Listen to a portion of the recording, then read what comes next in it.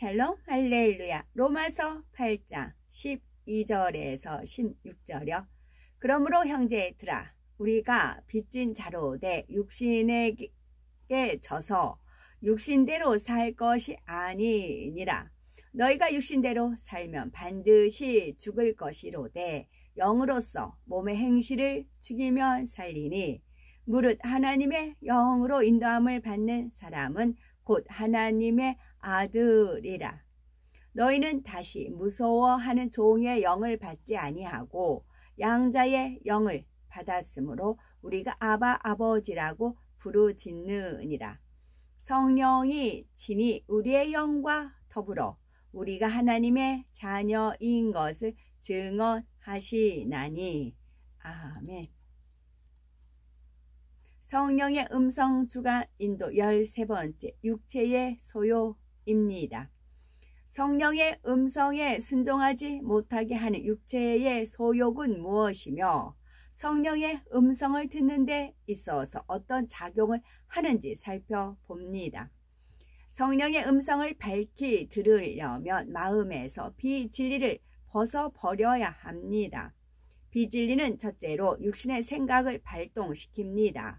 육신의 생각은 성령의 음성을 자단하거나 이게 성령의 음성이 맞나 하고 혼동하게 하지요.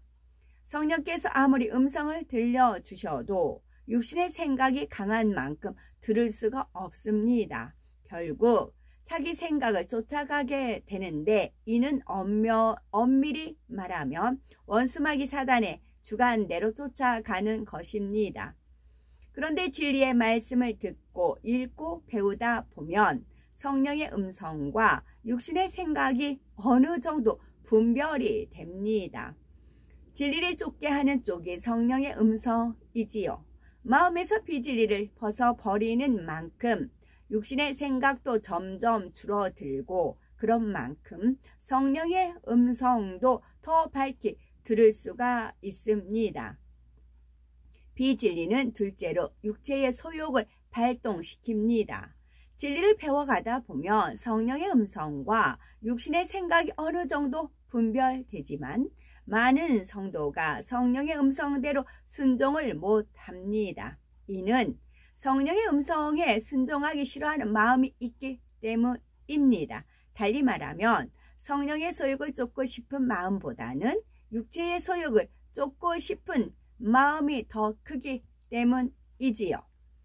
갈라디아서 5장 17절에 육체의 소욕은 성령을 거스르고 성령의 소욕은 육체를 거스르나니 이 둘이 서로 대적하므로 너희의 원하는 것을 하지 못하게 하려 함이니라 말씀한 대로 육신의 생각과 더불어 육체의 소욕 또는 성령의 음성에 순종하지 못하게 하는 것입니다.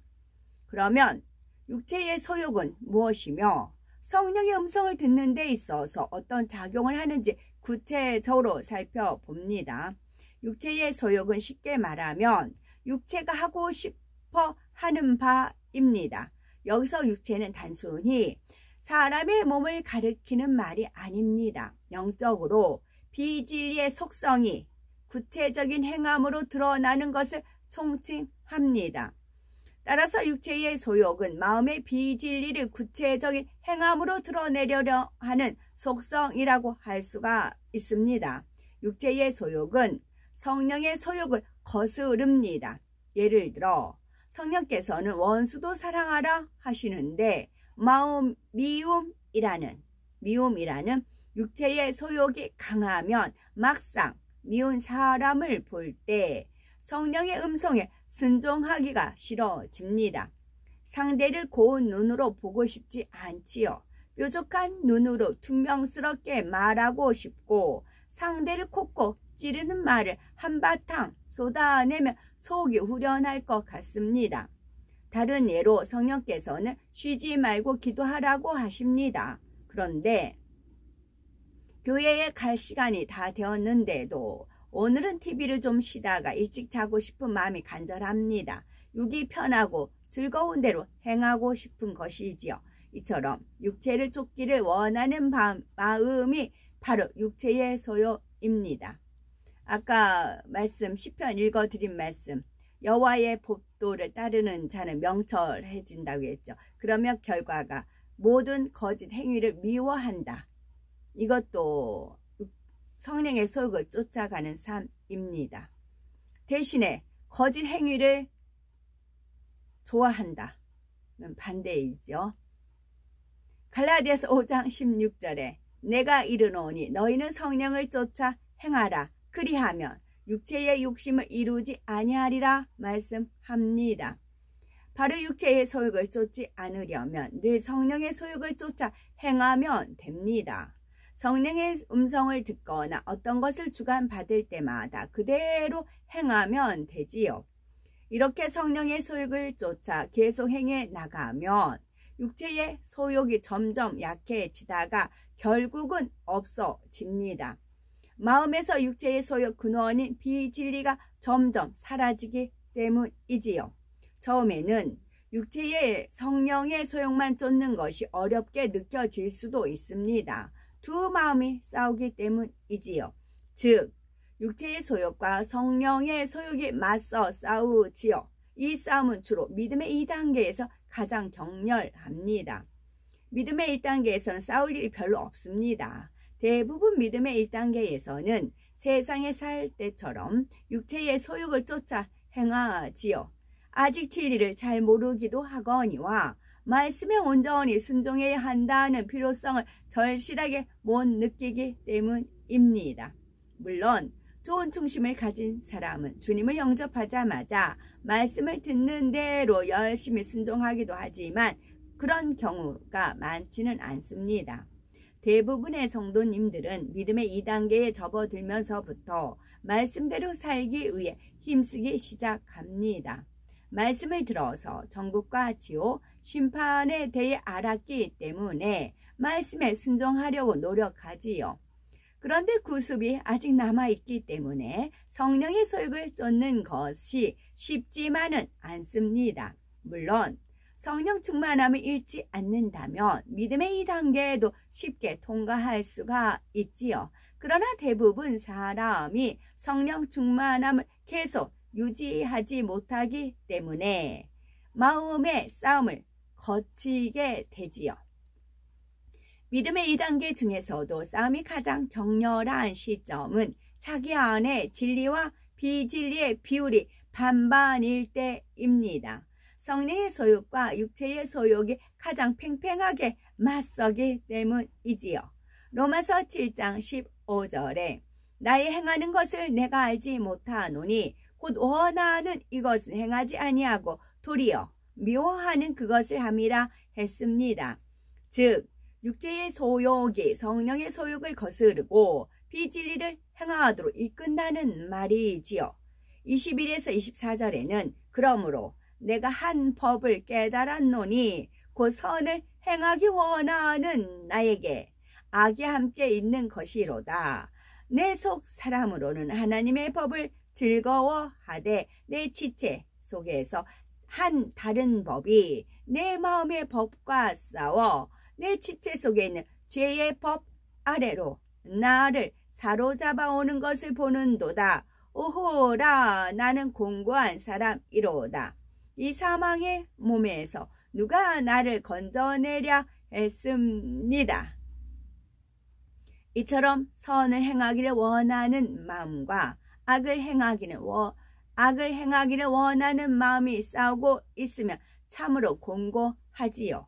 그럴지라도 이 고비를 반드시 잘 이겨야 합니다. 믿음의 3단계에만 들어가도 성령의 소욕을 쫓는 것이 한결 쉬워집니다.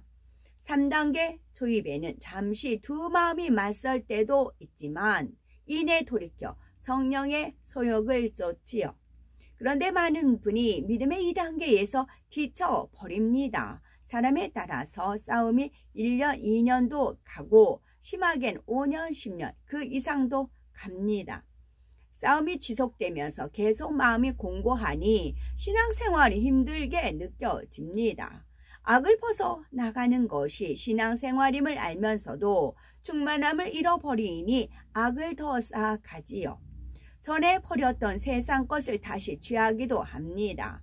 성령의 음성을 거듭거듭 무시하고 육을 취하다가 사망에 이르는 죄를 짓기도 하지요. 그 결과 성령의 역사가 점점 희미해집니다. 진리의 말씀을 수년간 들어왔는데도 막상 현실 속에서는 떠오르지 않습니다. 이렇게 세상 사람과 다름없이 살다가 결국 성령의 역사가 끊어지는 지경에 이르지요. 이처럼 육체의 소욕과 싸우는 것이 힘들다고 해서 육을 취하면 싸움이 길어질 뿐입니다. 육신의 정욕, 안목의 정욕, 이생의 자랑은 육체의 소욕을 북돋워주는 원근이기 때문입니다. 긴 코스를 달리는 마라톤 경주에도 끝이 있고 캄캄하고 긴 터널에도 끝이 있습니다. 육체의 소욕을 벗는 여정에도 끝은 있습니다. 그 시기는 우리의 선택에 달려 있지요. 쉼없이 달리면 싸움이 빨리 끝나는데 중간에 멈춰 있거나 뒤로 가고 있으면 그 싸움이 길고 지루하게 느껴지지요. 싸움을 끝내고 믿음의 4단계 이상 영으로 온 영으로 들어오면 육체의 소욕을 쫓기가 오히려 더 어렵습니다. 성령의 소욕을 쫓는 것이 더 쉽고 행복하지요. 성령의 소욕만을 쫓아 신속하게 마음의 싸움을 마치고 영으로 들어가야 되겠습니다. 육체의 소욕과의 싸움을 빨리 끝내려면 어떻게 해야 될까요? 첫째, 성령의 음성을 들려주실 때 바로바로 순종해야 합니다. 둘째, 기도를 쉬지 않아야 합니다. 셋째, 육에 대한 느낌을 부지런히 바꿔나가야 합니다. 첫째는 육체의 소욕과의 싸움을 빨리 끝내려면 첫째, 성령의 음성을 들려주실 때 바로바로 순종해야 합니다. 이번에는 그냥 넘어가자, 다음에 순종하면 되지 뭐 하고 성령의 음성을 무시해 나가면 점점 성령의 음성이 희미해지다가 결국 끊어져 버립니다. 거듭거듭 불순종하는 만큼 하나님과의 사이에 담이 쌓이기도 하지요. 반면에 듣는 대로 그때그때 순종하면 머지않아 성령의 인도를 밝히 받을 수가 있습니다. 성령의 음성을 밝히 듣기까지는 수년씩 걸리는 것이 아닙니다. 우리가 굳게 결단하고 이렇게 행해 보시기 바랍니다. 둘째는 기도를 쉬지 않아야 하지요. 기도는 마치 자동차의 주유를 하듯 영혼의 영적인 에너지를 불어넣는 힘입니다. 기도를 쉬면 성령 충만함을 입을 수 없으므로 눌렸던 육체의 소욕이 다시 힘을 얻지요. 그러므로 늘 불같이 기도해서 성령 충만함을 입어야 합니다. 셋째는 육에 대한 느낌을 부지런히 바꿔나가야 합니다. 육의 사람이 육체의 소욕을 쫓는 것은 그것이 더 좋게, 더 편하게 느껴졌기 때문입니다. 반면에 말씀대로 사는 것은 어렵게 느껴지지요. 이는 잘못된 느낌으로 원수마귀 사단에게 쏟고 있는 것입니다.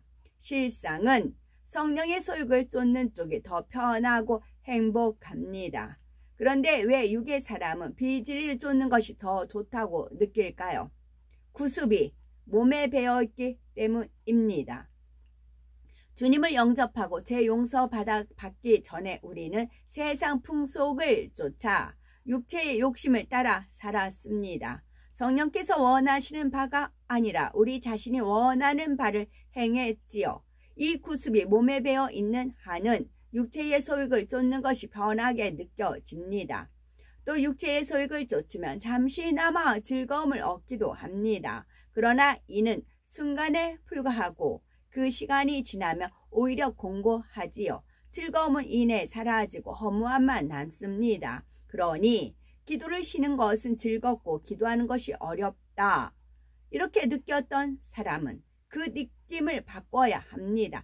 기도 쉬고 오락을 취하면 공고하고 피곤을 이기고 충만히 기도하면 행복하고 뿌듯하다. 이렇게 생각과 느낌을 함께 바꿔 나가야 하는 것입니다. 갈라디아서 5장 18절에 너희가 만일 성령의 인도하시는 바가 되며 율법 아래 있지 아니하리라 했습니다. 구약시대의 율법을 어긴 사람에게는 징계나 죽음이 따랐지요. 오늘날도 육체의 소욕을 쫓아 살며 하나님 말씀을 어기는 사람은 이러다가 지옥 가지 않을까, 재앙을 만나지는 않을까 늘 염려가 됩니다. 이런 사람에게 하나님의 말씀은 구속이요 무서운 책찍같이 느껴지지요.